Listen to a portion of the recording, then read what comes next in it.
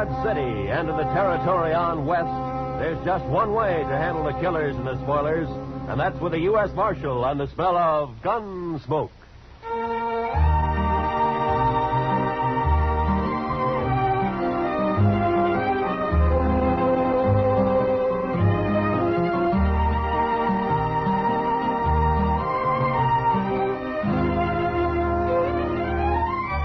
Gunsmoke, starring William Conrad. The transcribed story of the violence that moved west with young America. The story of a man who moved with it. Matt Dillon, United States Marshal.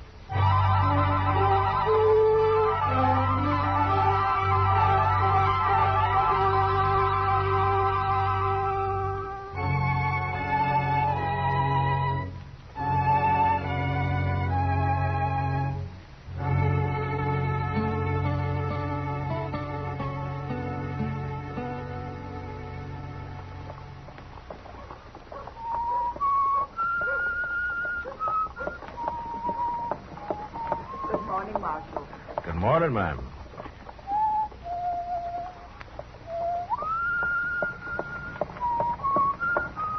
Kitty. Hello, Matt. I didn't see you sitting there. Well, I know. Sit down. There you are. How do you like my outfit? Wow. I never saw you in a riding skirt before, Kitty. You been riding side saddle? For the first time in my life. At least I know how to do it now, in case I'm ever called on to be a lady. Well, I know ladies who don't always ride side saddle. Sure. Like that female wildcat down in the Panhandle you told me about. What's her name? Oh, Bellstar? I bet she never rides side saddle. No, Bellstar's a lady, though. And everybody treats her like one. Even though she has to use a 6-gun to make them do it. Maybe I ought to try that. Yeah, it takes more than a 6-gun to make a lady, Kitty. That's a funny way of putting it.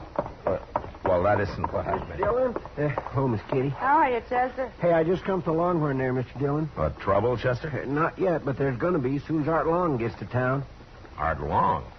Well, he's always been a peaceful man. Isn't he one of those nesters out near Sam Baxton's ranch? That's him. But it's another one of them nesters that's talking up trouble. A fellow named Hoffer. He's saying he's going to shoot Art Long on sight. Well, is he drunk, Chester? Yes, sir, some. Armed? He's got the biggest old cavalry pistol you ever saw stuck right in his belt. Real farmer style. Well, that may be true, Kitty, but those horse pistols go off sometimes. I'll buy later, Matt. Yeah, I will if I can, Kitty. So long. He sure sounds like he means it, Mr. Dillon. Now, why does he want to kill Long, Chester? Well, sir, he didn't say. Maybe he's just drunk and wants to shoot somebody. No, Anybody. Sir. No, sir. Hoffer's pretty certain about who it's going to be. All right, Chester. Don't stand too close in case he puts up a fight, huh? No, sir.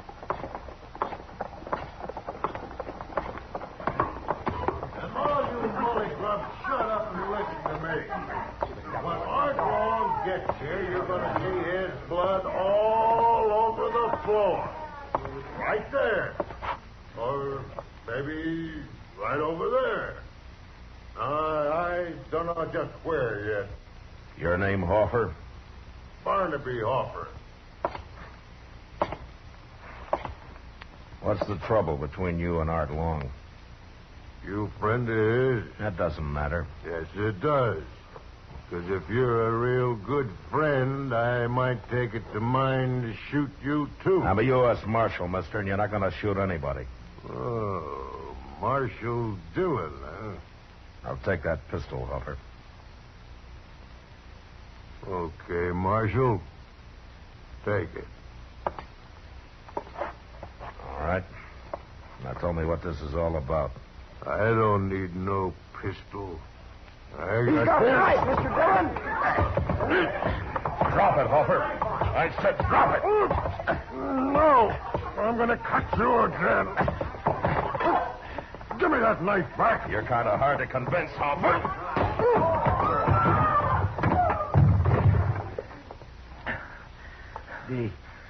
Did he cut you bad, Mr. Dillon? Oh, he opened up my arm a little bit, Chester.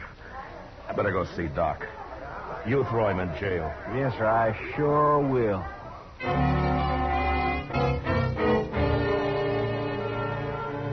There's a saying that it's the gentle horse that's most dangerous. You don't watch him close enough. And so with Barnaby Hoffer, a farmer who hands you his old horse pistol and then snatches an 8-inch knife from the back of his belt. Well, Doc took a few stitches in my arm and told me to come back in a couple of days. And I did. And it looked pretty good by then. At least I thought so. You're going to have to watch that cut, Matt. There might be an infection in it. What are you talking about, Doc? Looks as clean as rain to me. Well, how do you know what that idiot's been using his knife on?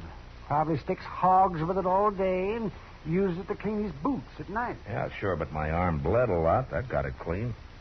That and all the turpentine you poured into it. Hurt, didn't it? You know, someday, Doc, if my luck holds, I'm going to get a chance to work on you. Oh, no, you know, I'd sooner die. I'd sooner lie in the snow and bleed to death all alone without anybody around even to bury me.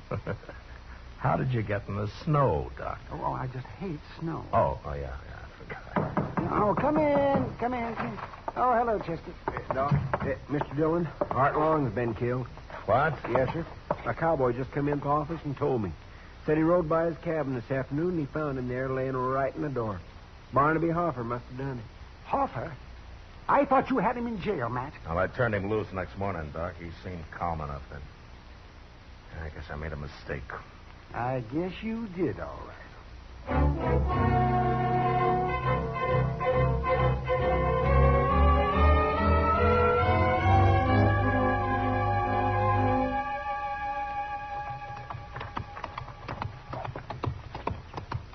Maybe we shouldn't have stopped to bury Art Long. Hoffer may be a long way from here by now. Oh, we couldn't leave him lying there, Chester. No, sir, I guess not. Poor fella. Well, there's Hoffer's cabin. Yes, sir. Hey, we've done pretty good at that. It's hardly past daylight. Looks like his door's open. Yeah, then he must be inside. He wouldn't go off and leave his door open. No. Hey, wait a minute. Look over there, Chester.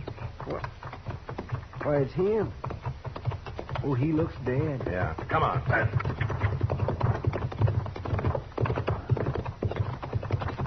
Come on. Oh.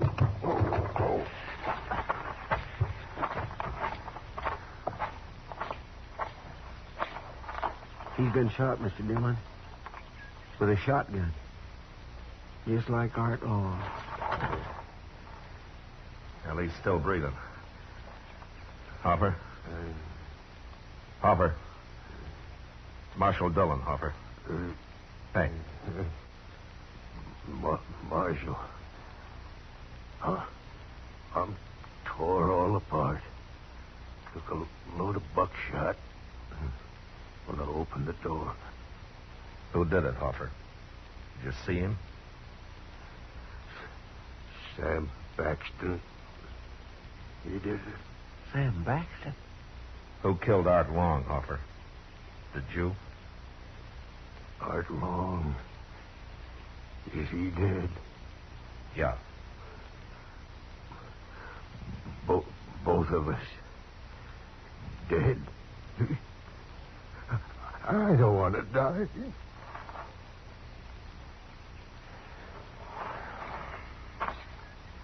It's no wonder he lived this long.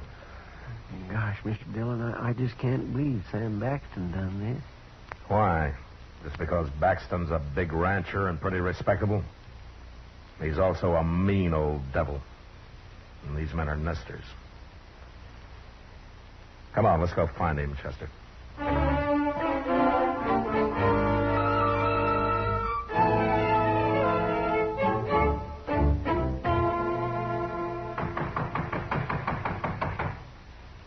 Hello? Anybody home? Why, it's Marshal Dillon and Chester. Hello, Miss Hello, Baxter. ma'am. Well, don't stand around out there. Come on in and sit a while. Thank you, ma'am. I got 2 pots of coffee on the stove. Well, we don't want to bother you none, Miss Baxton. Bother. Why, I love company. And besides, you don't get out this way very often, Marshal. You're just going to have to stay and eat dinner with us. Sam, we got company.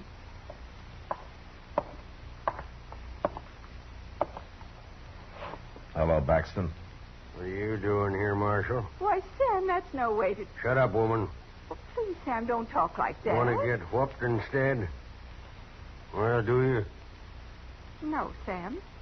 I asked what you're doing here, Marshal. Yeah, I heard you. Well, say it out. We're busy around here. You know Art Long and Barnaby Hoffer? I know 'em. Dirty nesters. Well, they're both dead, Baxter. Good. Oh, no. They both got killed the same way. What do I care how they got killed, as long as they're dead? I'm going to tell you anyway, Baxton. Each of them, when he came out of his cabin first thing in the morning, was killed by a man waiting outside with a shotgun. Oh, you know all that. You weren't there. Barnaby Hoffer was still alive when we got there, Baxton. Still alive? He died pretty quick, but before he did, he told me who shot him. Did he? And who was that, Marshal? You? Oh, no. No, it couldn't be. I'm sorry, ma'am, but that's what he said. I'm going to have to arrest you, Baxton. Arrest me? On the word of a dead sodbuster? Who's going to believe it? The court will decide that, but it's enough evidence to hold you on. What makes you think Hoffer wasn't lying? He knew he was going to die, and it was his last chance to get me in trouble. That's what happened. You'll get a trial, Baxton. You can defend yourself there. Right now, you're going to jail. I'm charging you with 2 murders. But Art Long was dead. He didn't tell you nothing, Marshal. He and Hoffer were killed exactly the same way, ma'am. Looks like one man killed both of them. Come on, Marshal. If we're going to jail, let's go. And you stay out here, woman. I don't want you running into Dodge all the time I'm there. All right, Sam. And don't go talking your fool head off to everybody about this either. I won't. When we get this business over with, Marshal, I'm going to give you a lot of trouble. You're going to wish you never come near me.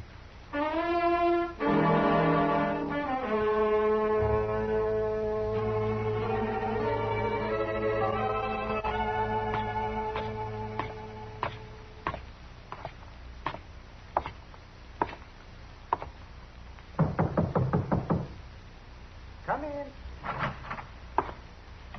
Be with you in a minute, Matt. As soon as I get Kitty fixed up here. Oh, Matt. Kitty. What's that, a black eye?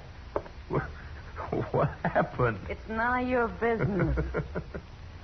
How's your arm, Matt? His arm's all right, Kitty. Just comes up here to bother me. Somebody's got to keep you from sleeping all day, Doc. Oh, don't forget I'm making pretty good money off that cut of yours. Yeah, Kitty. Thanks, Doc.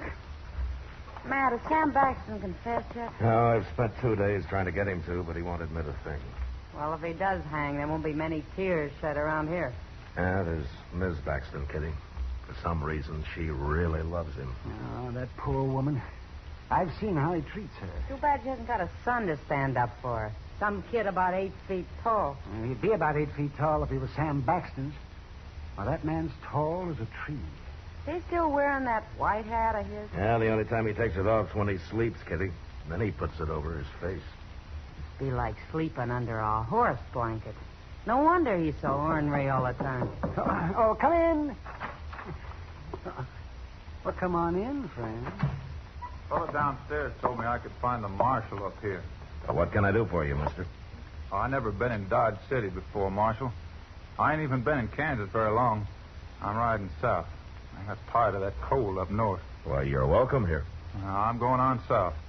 Well, what I come to tell you was there's a little creek runs out of Arkansas about 20 miles from here. Fellow told me it's called Ginger Creek. Yeah, that's up near Sam Baxton's ranch, Matt. That's on his ranch, according to him. What about Ginger Creek, mister? There's some fellow's got a little cabin there with a corral out in back. I don't know his name. Now, that'd be Jim Fowler. He's been homesteading there for about a year. No more he ain't. Now, what do you mean? I buried him myself early this morning. I come by and found him laying in the door of his cabin. He was dead, but still bleeding. Somebody's tore him plumb in two with a shotgun.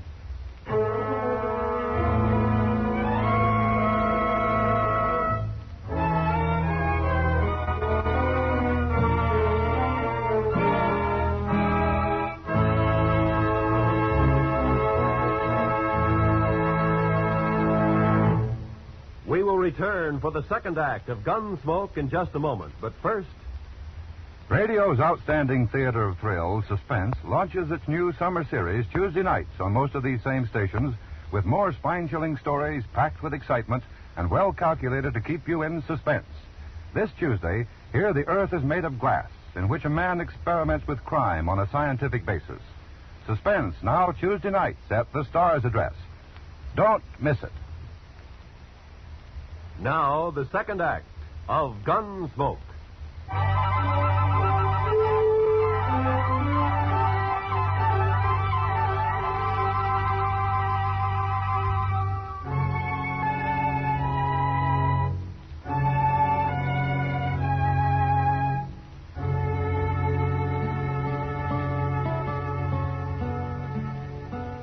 Mr. Dillon, look at there. What is it, Chester? Out there in the street. It's Miss Baxton. Huh? She's coming in a buggy.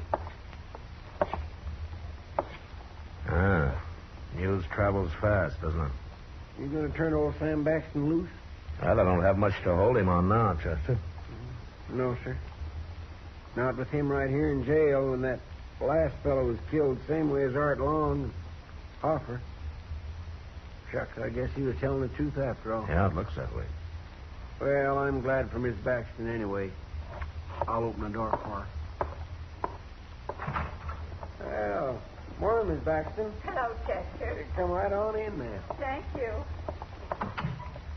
Hello, Miss Baxton. Marshal Dillon, I'm sure glad to see you this time. Well, I hope there aren't any hard feelings, ma'am. Oh, you was only doing your duty. I respect that. Oh, where's Sam? The cells are out back. Oh, you haven't turned him loose yet. No, ma'am. It's too bad about Jim Fowler, Marshal, being killed that way. But it was just like the others, wasn't it? The same man killed all three of them. And Sam was right here in jail. Well, I was just saying to Chester, news sure travels fast. How'd you hear about it so soon? It just happened this morning. What? One of our cowboys rode by there about noon, Marshal. He come straight to the ranch and told me about it. Would you let Sam out now? I'd like to get started for home. I'm sorry, Miss Baxton, but I'm going to have to hold him for a while yet. But why, Marshal? What for? Well, Mr. Dillon, a few minutes ago you said yourself... I said that he wasn't clear of this yet, Chester. You don't listen very close, Chester. No, sir, I sure don't. Marshal, you said that whoever killed Hoffer killed Art Long, since they was both shot the very same way. Well, I know I did, ma'am, but I've been thinking a lot about it, and I'm just not sure yet. Even with the same thing happening again this morning? Well, I got to admit that does make a difference, all right. I suppose if one more man got killed like that, I wouldn't have any case at all against your husband. But the way things are now, I got to hold him, ma'am. I'm sorry about it. Well, it's like I said, Marshal. You got to do your duty. Yes, ma'am. If there's anything I can do for you, Miss Baxton. Thank you, Marshal, but I'm all right. Can I see Sam before I start back? Of course, ma'am. He's right through that door. I can't stay long. Chester. You've been up on Ginger Creek since I have. Yes, sir. Isn't there another nester there, not far from Jim Fowler's cabin? A couple of miles beyond, there's one. I don't know his name, though. Oh, it doesn't matter. Chester, go get our horses, huh? And bring a horse for Sam Baxton, too. He's going to go up there with us.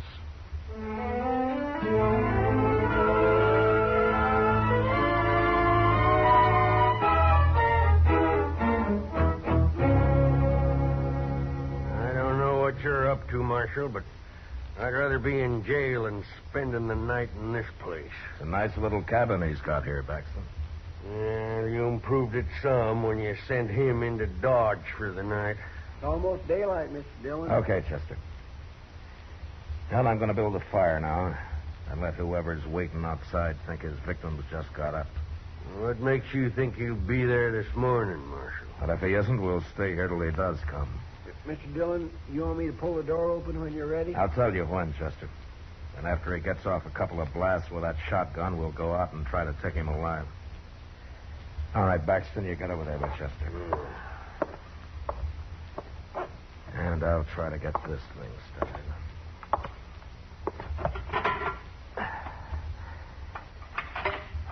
All we're going to need is a little smoke going up through the chimney. Maybe we can come back when it's all over and cook a little breakfast, Mr. Dillon. Now, we'll worry about breakfast later, Chester. Yes, sir.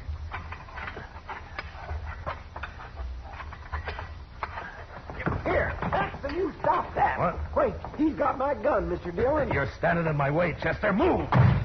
Oh, he got outside. Come on. Drop that gun, Baxton. I got him, Marshal. I hit him both times. Drop it, I said. All right. I was only helping out, Marshal. Look, he's laying right out there. Oh, gosh, I'm sorry, Mr. Dillon. I never thought he'd try nothing like that. Walk ahead of me, Baxton. Oh, sure.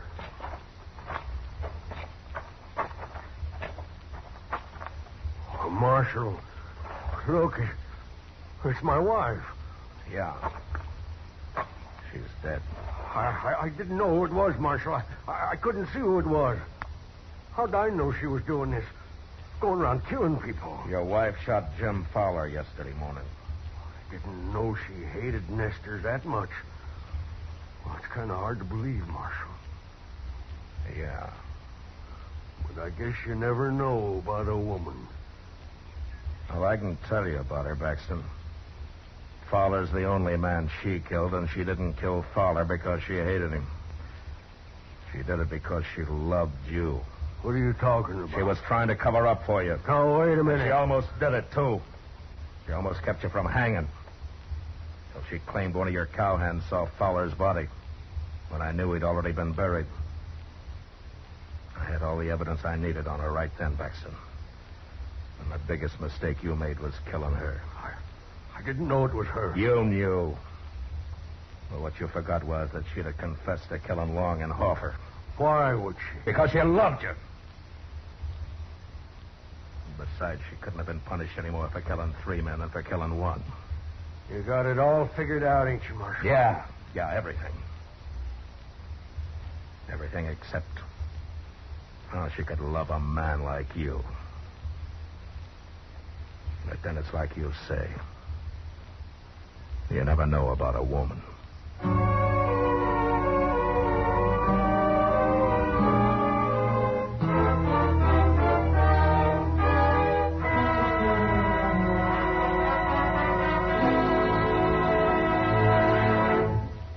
Gunsmoke, transcribed under the direction of Norman MacDonnell, stars William Conrad as Matt Dillon, U.S. Marshal. Tonight's story was specially written for Gunsmoke by John Meston, with music composed and conducted by Rex Corey.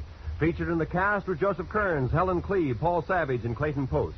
Parley Baer as Chester, Howard McNear as Doc, and Georgia Ellis as Kitty. Roy Rowan speaking. Join us again next week as Matt Dillon, U.S. Marshal, fights to bring law and order out of the wild violence of the West in Gunsmoke.